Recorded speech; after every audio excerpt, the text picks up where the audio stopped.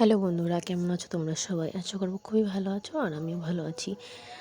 নতুন একটা ভিডিওতে তোমাদের সবাইকে জানাই স্বাগত। এই দেখো, আমরা সপরিবারে সবাই মিলে বেরিয়ে পড়েছি বিয়েবাড়ির উদ্দেশ্যে। আমরা যাচ্ছি আমার জ্যাঠা শ্বশুরের বাড়িতে।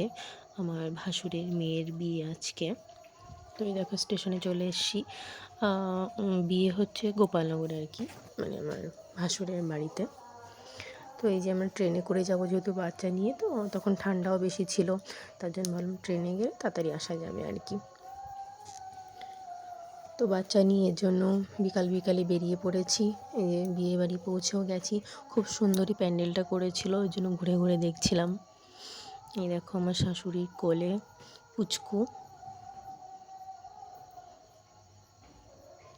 তারপরে দেখো আত্মীয় স্বজন সবার সাথে দেখা হচ্ছিল, কথা বলছিলাম। খুবই আনন্দ করেছিলাম সেদিন। এদিকে পুচকোর পাপার করে ছবি তুলছিল, ভিডিও করছিল, আবার কান্নাকাটি করছিল, যেহেতু অনেক লোক ছিল তো। আর ওর গরমও লাগছিলো একবার, মানে এরকম অন্য একটা কষ্ট হচ্ছিল।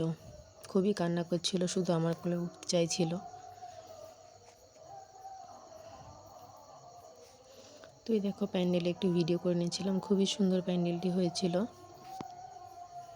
কনেকে এখনও সাজানো মানে হয়নি এত তাড়াতাড়ি। আমরা গেছিলাম 5টা ট্রেনে। এদিকে দেখো খাওয়ার জন্য জায়গা করেছে, আমরা ঘুরে ঘুরে দেখছিলাম।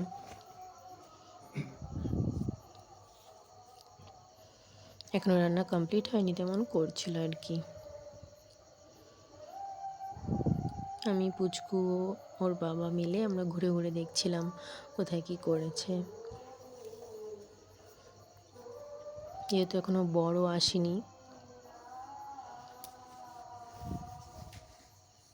তো কারা কারা বিয়েবাড়ি খেতে ভালোবাসো অবশ্যই কমেন্টে জানিও। আমার তো খুবই ভালো লাগে বিয়েবাড়ি খেতে। তারপরে দেখো পুচকুকে নিয়ে আমি একটু ভিডিও করছিলাম কোলে করে। তারপরে দেখো আমাদের খাওয়া দাওয়ার পরে এসে দেখি অনেক ভিড় হয়ে গেছে, বড় এসে গেছে। তারপরে মেয়েও ওদিকে, এত ভিড় ছিল যেহেতু ছবি তোলা হয়নি মেয়ের। তো টাটা বাই বাই বন্ধুরা, ভালো থেকো।